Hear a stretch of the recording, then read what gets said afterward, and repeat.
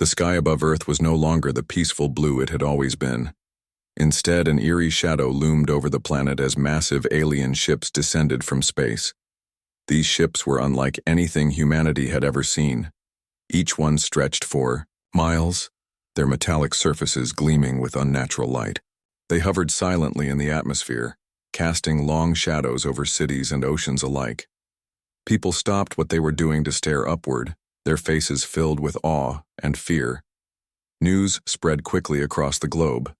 Social media erupted, with videos of the strange vessels, and television networks interrupted regular programming to cover the event live. Scientists scrambled to analyze the situation, but even the brightest minds could not explain how such enormous objects had arrived without warning. Governments held emergency meetings, trying to decide what to do next. Military forces went on high alert, though everyone knew that conventional weapons would likely be useless against these visitors from another world. Among the chaos stood two ordinary people who would soon become extraordinary. Alex Carter, a middle-aged engineer with graying hair and tired eyes, worked at a small tech company in Chicago. He wasn't a soldier or a politician. He was just someone who liked solving problems. On this day, however, his problem-solving skills might determine whether humanity survived. Sitting alone in his apartment, Alex watched the news coverage intently. His mind raced as he tried to understand the technology behind the alien ships. "If we can figure out how they work," he muttered to himself, "maybe we can find a way to fight back." Hundreds of miles away in Los Angeles, Emily Dawson prepared for her daily routine as if nothing unusual was happening. A fighter pilot in the U.S. Air Force, she was used to dealing with pressure. But even she couldn't ignore the unease growing inside her. The sight of those colossal ships made her feel small and powerless, emotions she hated. As she suited up for training exercises, her commanding officer called all pilots into the briefing room. There, they learned that the aliens had sent a message, a simple demand for surrender. If humanity refused, destruction would follow. Emily clenched her fists as she listened to the recording of the alien voice. It was cold and mechanical, devoid of any emotion. "Surrender now, or face annihilation," it said. The words echoed in her mind long after the briefing ended. She knew many people would panic, but she also knew there were others who wouldn't give up so easily, and she intended to be one of them. By midday, the entire planet seemed frozen, in anticipation. The aliens hadn't attacked yet, which only added to the tension. Were they waiting for a response? Or were they simply observing? No one could say for sure. In New York City, crowds gathered in Times Square, staring up at the largest of the alien ships. It hung directly above the city like a floating mountain, its surface rippling faintly as if alive. Reporters shouted questions into cameras, while civilians whispered prayers or debated what to do next. It was then that the aliens decided to make contact. A smaller ship detached from the main fleet and descended into Central Park. Within minutes, a group of towering figures emerged. Their bodies shimmered with iridescent colors, and their eyes glowed with an otherworldly light. They moved gracefully, almost floating above the ground. Everyone froze, unsure whether to run or stay and watch. Alex saw the scene unfold on TV and felt a chill run down his spine. This is it, he thought. They're here to negotiate, or conquer. He grabbed his laptop and began sketching ideas for makeshift weapons. Though he didn't have access to military-grade equipment, he believed creativity could compensate for lack of resources. He started jotting down notes about repurposing everyday items, cars, drones, even household appliances, into tools for defense. Meanwhile, Emily received orders to join a special task force assigned to monitor the alien delegation. Her squadron flew overhead as the extraterrestrials entered a temporary structure set up by the United Nations. Inside, diplomats attempted to communicate with the visitors through translators and advanced algorithms. The aliens introduced themselves as the Vrika, a species that had conquered countless worlds throughout the galaxy. They spoke confidently, their tone dripping with superiority. One of them stepped forward, addressing the human representatives. "You are weak," the Vrika leader declared. Your weapons are primitive. Your societies are divided. Surrender now, and we may allow some of you to serve us as laborers. Resist and you will perish." The room fell silent. Some diplomats exchanged nervous glances, while others looked ready to argue. Before anyone could respond, Emily burst into the chamber, accompanied by a few members of her team. Her presence startled both humans and aliens alike. She walked straight up to the Vrika leader, her expression fierce and unyielding. "We're not weak," she said firmly, "and we don't surrender." Her boldness caught the Vrika off guard. For a moment, the alien leader stared at her, its glowing eyes narrowing slightly. Then it let out a low, rumbling sound that might have been laughter or disdain. "You misunderstand your position," it replied. "We have crushed civilizations far greater than yours. What makes you think you stand a chance?" Emily met its gaze without flinching. "Because we adapt. Because we never stop fighting. You haven't seen anything yet." Her words resonated deeply with those present. Even the most skeptical diplomats found themselves inspired by her courage. Outside, the crowd watching the live broadcast erupted into cheers. For the first time since the aliens' arrival, hope flickered in the hearts of millions. Back home, Alex heard Emily's defiant speech and smiled. "That's the spirit," he murmured. He turned back to his designs, more determined than ever, to contribute to the fight. Little did he know, his ingenuity would play a crucial role in humanity's struggle against the invaders. As night fell over Earth, the Vrika returned to their ships, leaving behind a mix of fear and determination. The stage was set for a battle unlike any other, a clash between overwhelming power and relentless resilience. Humanity had no illusions about the odds stacked against them, but thanks to people like Alex and Emily, they refused to go down without a fight. And so, beneath the shadow of the alien fleet, the seeds of resistance began to take root. The next morning, the world woke up to a strange new reality. The alien ships still loomed in the sky, their presence a constant reminder of the threat hanging over humanity. People went about their days with a mix of fear and determination, unsure whether this was the calm before the storm or if the aliens were simply biding their time. News outlets continued to broadcast updates, showing images of the Vrika delegation as they moved through human cities. Their towering forms and shimmering bodies made them look like creatures from another dimension, which in truth they were. Alex Carter sat at his cluttered workbench in his small apartment, surrounded by tools, wires, and half-finished projects. His laptop displayed schematics of various machines, cars, drones, even kitchen appliances, all modified with ideas he believed could help fight the invaders. He wasn't a soldier or a scientist, but he had something just as valuable: resourcefulness. "If we can't match their technology," he muttered to himself, "we'll outsmart it." He picked up a screwdriver and began tinkering with an old drone he'd salvaged from a neighbor's garage. The drone was battered and outdated, but Alex saw potential in it. By adding a few modifications, a stronger motor, a camera for reconnaissance, and a payload compartment, he hoped to turn it into a weapon capable of disabling alien equipment. It wasn't much, but every little bit counted. As he worked, his mind wandered back to Emily Dawson's bold words from the previous day. Her defiance had inspired him, reminding him that humanity's greatest strength wasn't its weapons but its spirit. Meanwhile, Emily found herself at the center of attention within her squadron. Her unexpected appearance during the meeting with the Vrika had become headline news overnight. Some praised her bravery, others questioned whether she had overstepped her role as a pilot, but Emily didn't care about the criticism. What mattered to her was making sure humanity didn't roll over and surrender without a fight. She spent the morning reviewing flight patterns and coordinating with other pilots, preparing for the possibility of an attack.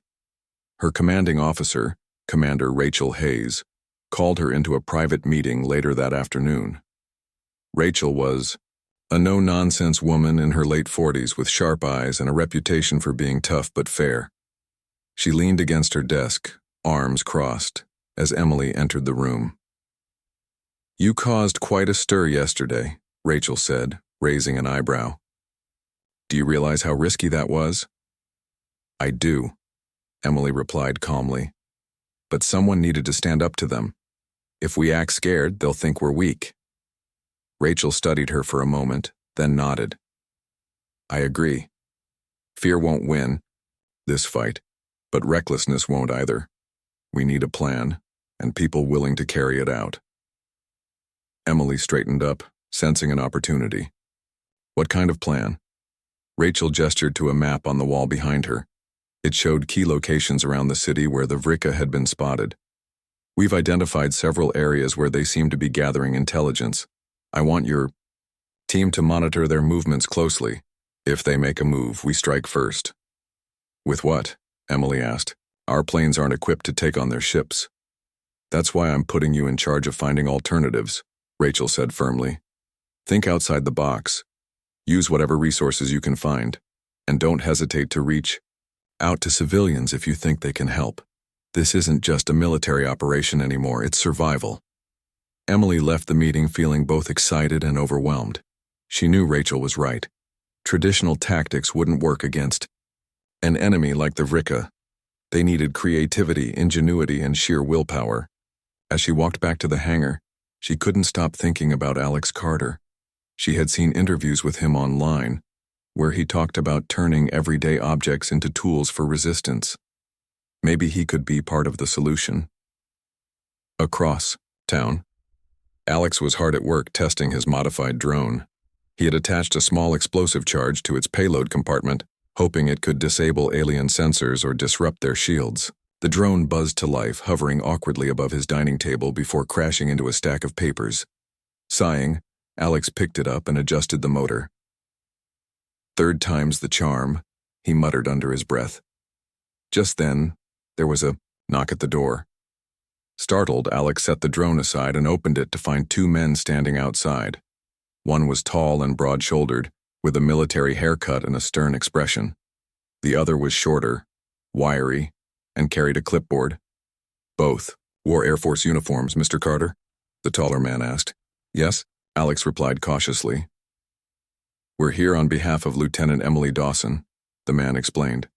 She believes your expertise might be useful to us. Alex blinked in surprise. Me?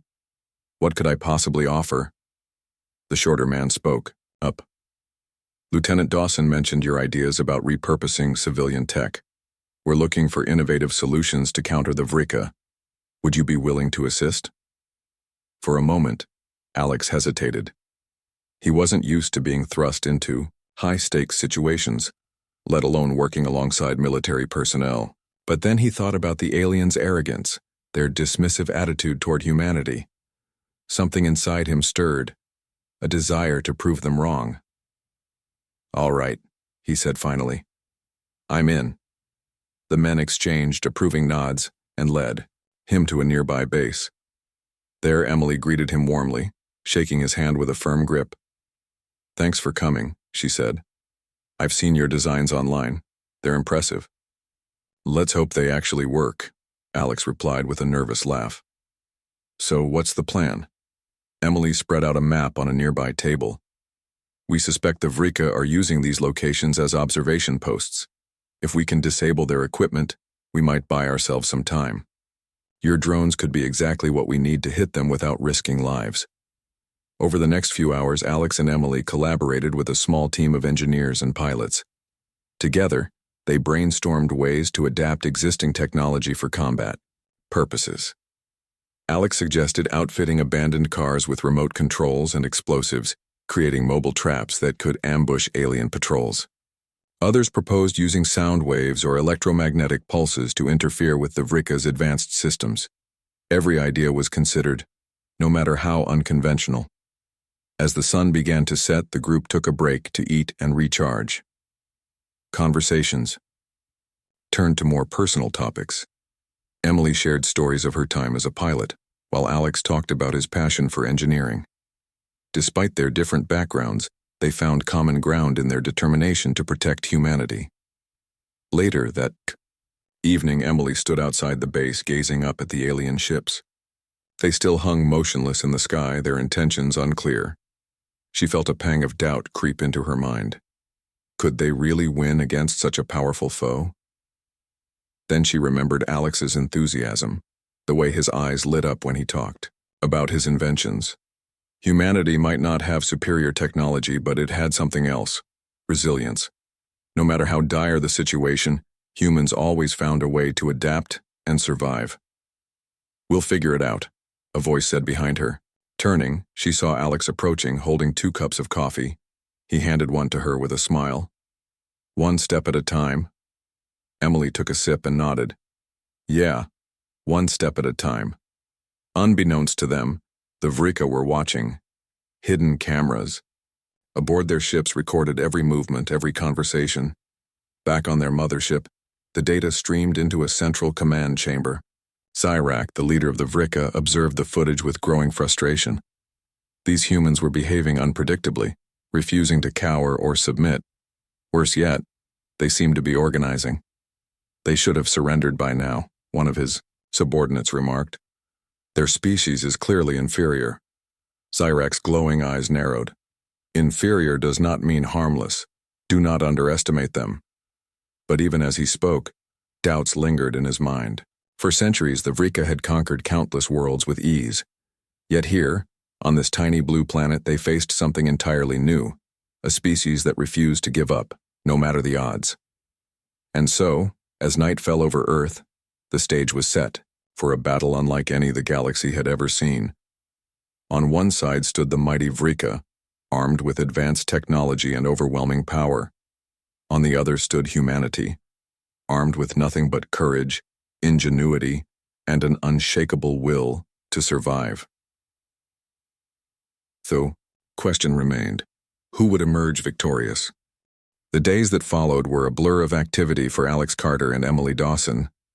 What had started as a small impromptu team quickly grew into a full-fledged resistance movement. Word spread fast. People from all walks of life wanted to help.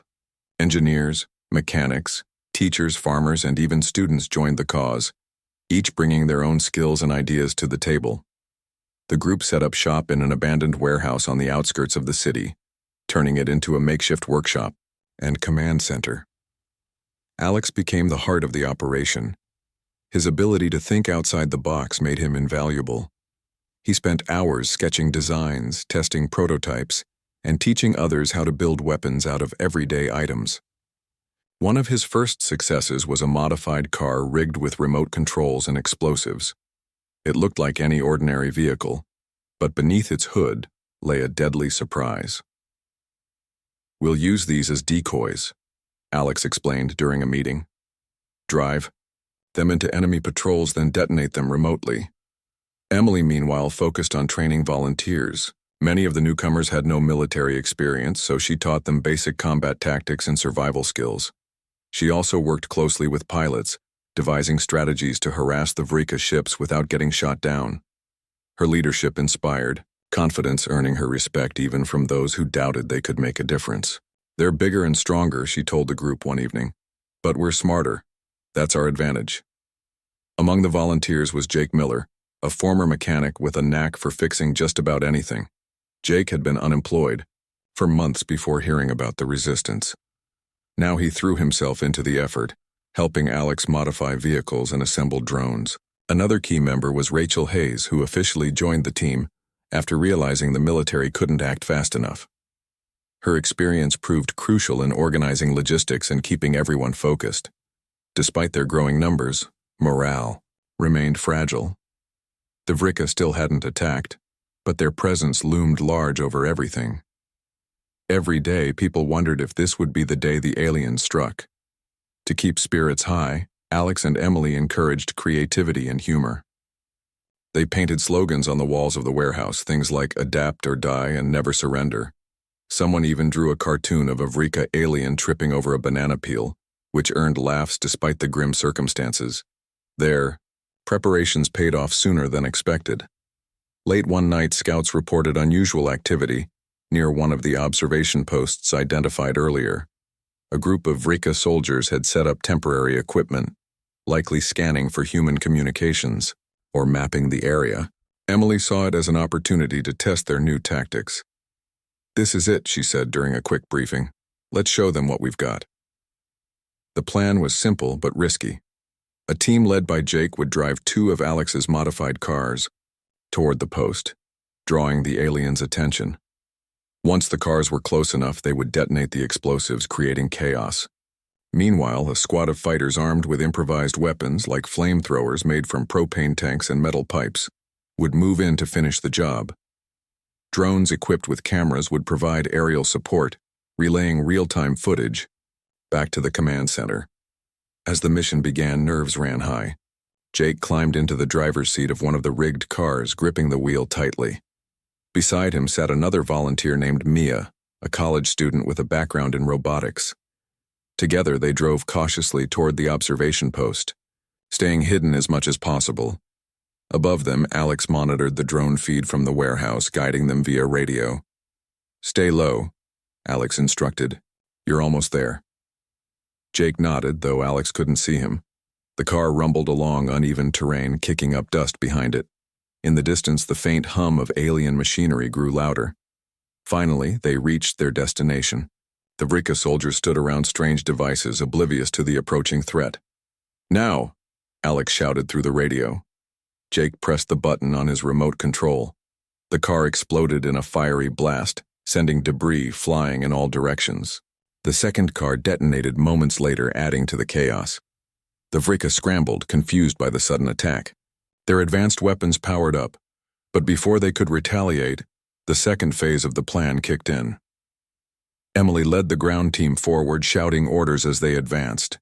Each member carried a weapon crafted from household items: hammers, attached to long poles, slingshots loaded with sharp metal shards, and nets designed to tangle alien limbs. Though crude, these tools gave the humans an edge in close combat. The Vrika struggled to adapt, unused to such unconventional tactics. Back at the warehouse, Alex watched the drone footage with a mix of excitement and anxiety. The plan was working, better than he'd hoped, but the fight wasn't over yet. "Hold your positions," he called into the radio. "Don't let them regroup." On the battlefield, Emily ducked behind a rock as a burst of energy whizzed past her head. She returned fire with a homemade flamethrower, forcing the nearest alien to retreat. Nearby, Jake swung a pipe at another soldier, knocking it off balance. Despite their size and strength, the Vrika were vulnerable to surprise attacks. Slowly but surely, the humans gained the upper hand. When the dust settled, the observation post lay in ruins.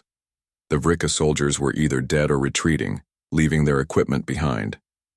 Cheering erupted among the resistance fighters as they regrouped. For the first time since the invasion began, they felt a glimmer of hope.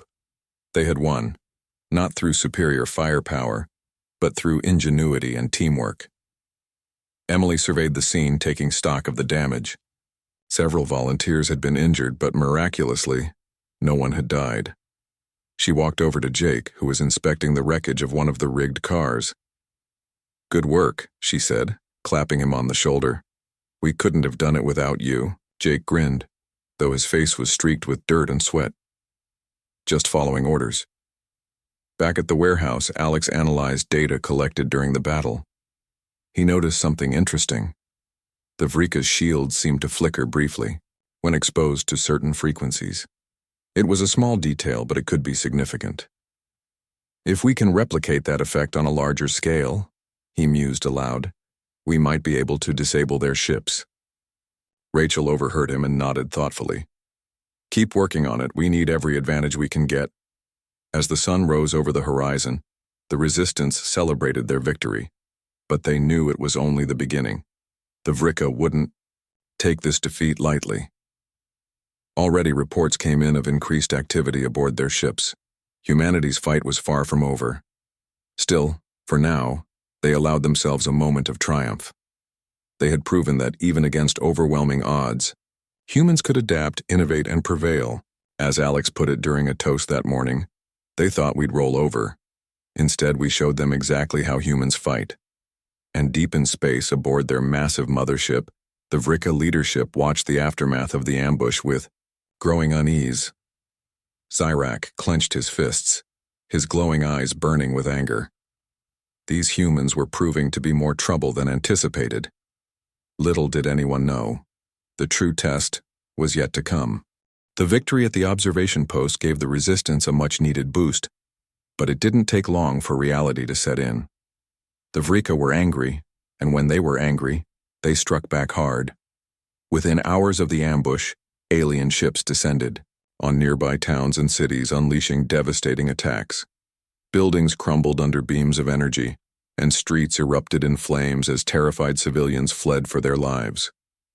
It was clear that the aliens weren't just retaliating, they were sending a message. Humanity's defiance would not be tolerated.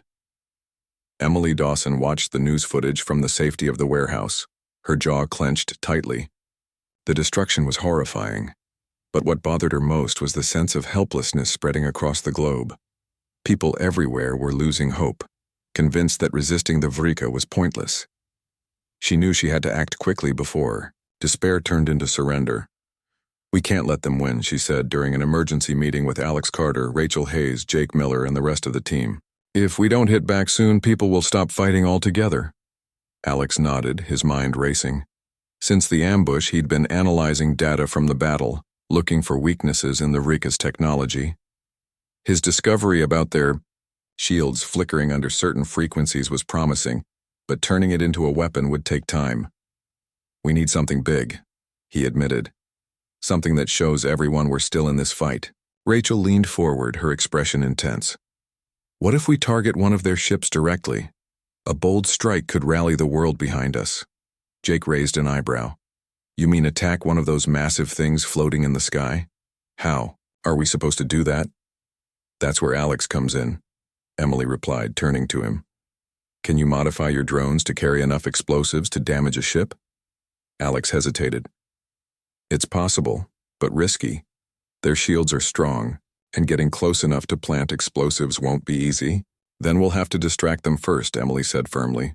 "Draw their attention away from the ship while the drones sneak in." The group spent the next several hours planning every detail of the operation.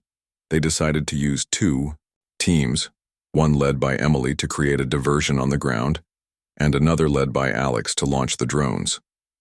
The goal was simple, yet audacious: disable or destroy one of the smaller alien ships hovering near the coast.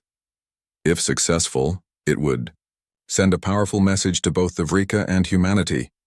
The night of the mission arrived cold and moonless. Clouds covered the sky, providing natural cover for the operation. Emily's team gathered in a deserted industrial park on the outskirts of the city. Armed with improvised weapons and wearing dark clothing to blend into the shadows, they prepared for their role in the plan. Meanwhile, Alex and a small group of technicians stayed behind at the warehouse, monitoring the drones and coordinating the attack remotely. As midnight approached, Emily gave the signal to move out. Her team split into pairs, each tasked with causing chaos in different parts of the city. Using modified cars rigged with explosives, they drove toward key locations identified earlier as Vrika patrol routes. The idea was to draw the aliens' attention by creating multiple points of conflict, forcing them to divide their forces. At the same time, Alex activated the drones. Each one carried a payload of high-powered explosives, carefully calibrated to maximize damage. Guided by GPS coordinates and real-time data from Emily's team, the drones began their slow, steady ascent toward the targeted ship. The plan depended on precise timing. If the drones arrived too early or too late, the entire mission could fail. Back on the ground, Emily's team executed their part flawlessly. One pair detonated a car near a Vrika checkpoint, sending debris flying and drawing a swarm of alien soldiers to investigate. Another group set off explosions in an abandoned factory, luring more patrols away from the targeted ship. The Vrika responded exactly as expected, spreading thin as they tried to contain the chaos. "All clear," Emily whispered into her radio. "Go for it, Alex." Inside the warehouse, Alex took a deep breath and adjusted the controls on his laptop. The drones were now within range of the ship, their tiny forms almost invisible against the dark sky. He initiated the final approach, guiding them toward a weak point in the ship's shielding, a spot he'd identified based on his earlier research. As the drones neared their target, Alex held his breath, praying the explosives would penetrate the shield. Suddenly, alarms blared aboard the alien vessel. The Vrika had detected the drones, but it was too late. With a flick of a switch, Alex triggered the explosives. Bright flashes lit up the night as the drones collided with the ship, their payloads detonating with incredible force. For a moment, nothing happened. The ship remained intact, its glowing surface undamaged. Then, with a deafening roar, a section of the hull collapsed inward, sending sparks and smoke billowing into the air. "Yes!" Alex shouted, pumping his fist in triumph. Around him, the team erupted in cheers. They had done it. They had damaged an alien ship. On the ground, Emily watched the scene unfold with awe. The sight of the crippled vessel falling slowly toward the ocean filled her with pride. Against all odds, they had struck a blow against the invaders. But there was no time to celebrate. Even as the ship descended, more Vrika reinforcements poured into the city, determined to crush the resistance once and for all. "Fall back," Emily ordered over the radio. "Everyone get to safety." Her team retreated swiftly, disappearing into the shadows before the aliens could pinpoint their location. By the time the Vrika realized what had happened, the humans were long gone. The next morning, images of the damaged ship dominated news coverage around the world. Footage showed the wreckage sinking into the ocean, surrounded by burning debris. Analysts speculated about how such a feat had been accomplished, but no one outside the resistance knew the truth. What mattered was the effect it had on public morale. For the first time since the invasion began, people dared to believe that victory might be possible. In the warehouse, the team celebrated quietly, knowing they couldn't afford to let their guard down. Alex worked tirelessly to improve the drone designs while Emily planned their next move. Rachel coordinated efforts to recruit more volunteers, spreading the word about the Resistance's success. Even Jake, exhausted from the night's events, pitched in wherever he could. But amidst the celebration, there was also tension. The Vrika wouldn't tolerate another defeat. Already reports came in of increased activity aboard their remaining ships. Zyrak, the Vrika leader, addressed his commanders with barely contained fury. "These humans are resourceful," growled. "But cleverness alone won't save them. Prepare for total annihilation." Deep down, Emily knew the hardest battles were yet to come. The Resistance had proven they could fight, but surviving against an enemy as powerful as the Vrika would require more than courage. It would demand sacrifice. As she looked around the room at her teammates, she felt a surge of determination. They had started as ordinary people, but now they were warriors united by a common cause. Whatever lay ahead, they would face it together. And so, beneath the shadow of the alien fleet, humanity continued its struggle, not with brute strength, but with ingenuity, resilience, and an unshakable will to survive. The days following the attack on the alien ship were a mix of triumph and tension. News of the Resistance's success spread like wildfire, igniting hope across the globe. People who had once felt powerless now saw a glimmer of possibility.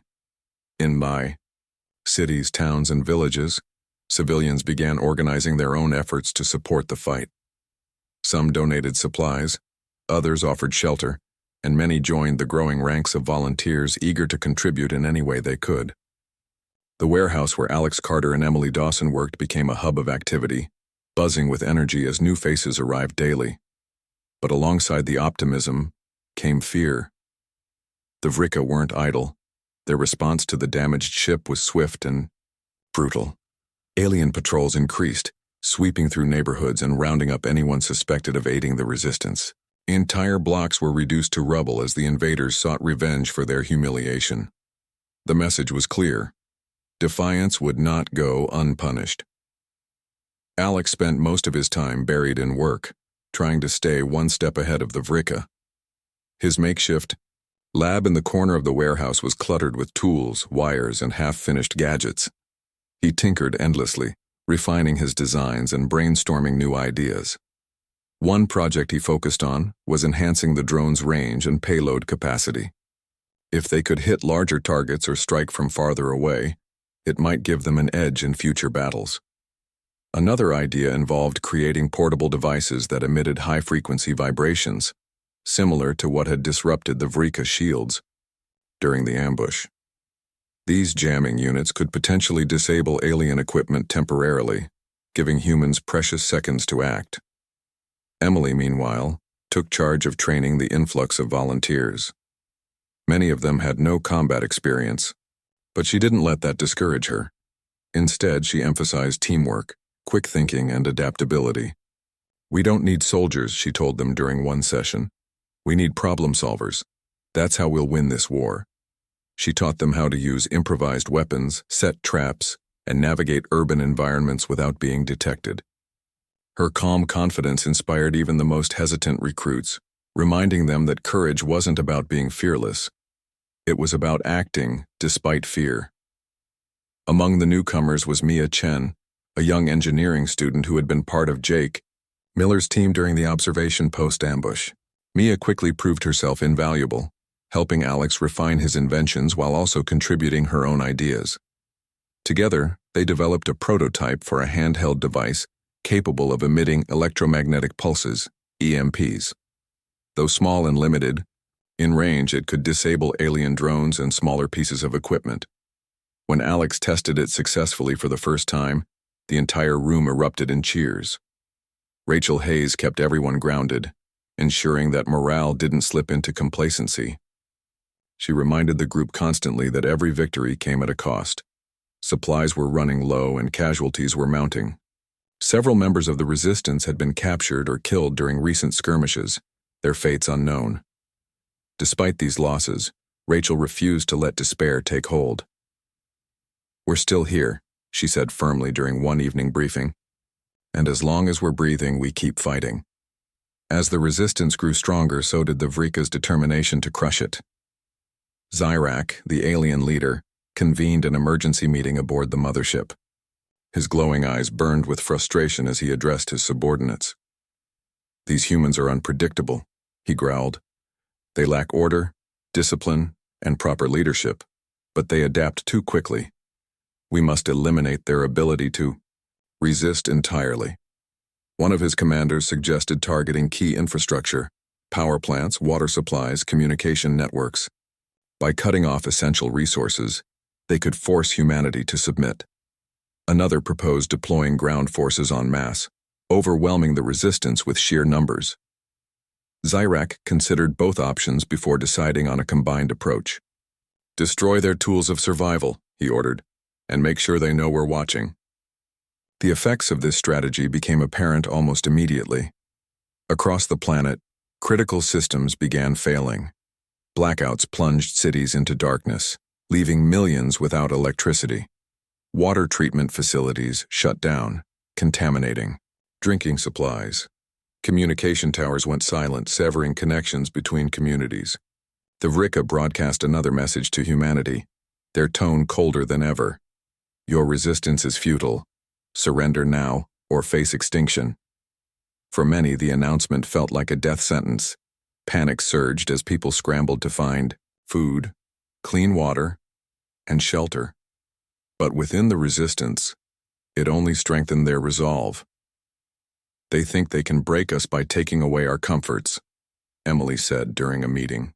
"But they've forgotten something important. Humans don't need comfort to survive. We've endured worse, and we'll endure this." To counter the Vrika's tactics, Alex and Mia devised a plan to restore basic services using scavenged materials. They modified old generators to provide temporary power, rigged filtration systems to purify contaminated water, and built makeshift radios to re-establish communication. Teams of volunteers distributed these solutions to affected areas, earning gratitude from desperate civilians. Each small victory reminded people that they weren't helpless, that even in the darkest moments humanity could find a way to persevere. Jake played a crucial role in keeping spirits high. A natural jokester, he used humor to lighten the mood whenever things got tough. During breaks, he entertained the group with stories of his past misadventures, often exaggerating for comedic effect. Once, after accidentally setting off one of Alex's EMP prototypes, he quipped, "Guess I'm officially the human version of a Vrika jammer now." The laughter that followed eased some of the tension in the room. Despite their efforts, the resistance couldn't shield everyone from the Vrika's wrath. Reconnaissance reports indicated that the aliens were planning a massive assault, one aimed directly at the warehouse. The news sent shockwaves through the group. Losing their base would be catastrophic, not just for their operations but for morale as well. Emily knew they had to act fast. "We can't wait for them to come to us," she said during a late-night strategy session. "We hit them first. Hard." Alex nodded, already sketching out plans for a preemptive strike. Using data gathered from previous missions, he identified a vulnerable point in the Vrika's supply lines, a convoy transporting weapons and equipment to forward positions. If they could ambush the convoy, they might disrupt the aliens' plans long enough to buy themselves time. The operation required split-second timing and absolute precision. Emily assembled a strike team consisting of her best fighters, including Jake and Mia. Armed with EMP devices, flamethrowers, and other improvised weapons, they prepared to face the enemy head-on.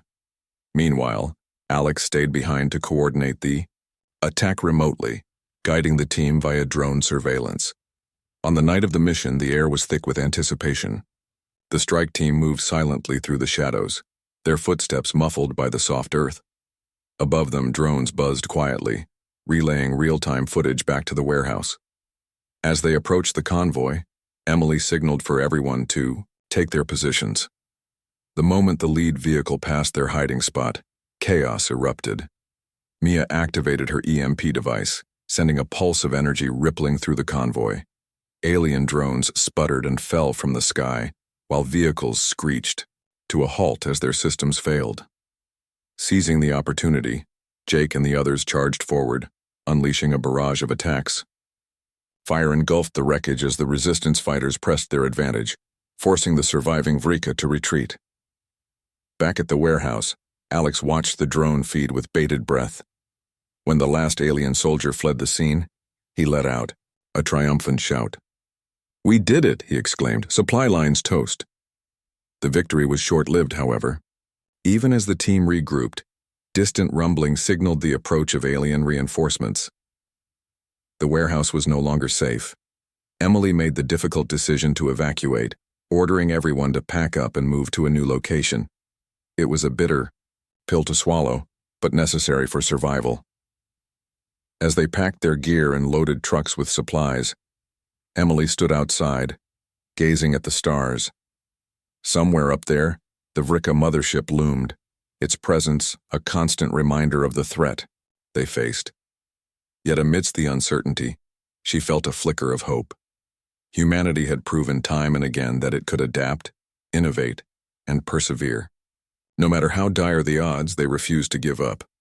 And deep in space aboard the Vrika command center, Zirek stared at footage of the destroyed convoy, his expression unreadable. For the first time, doubt crept into his mind.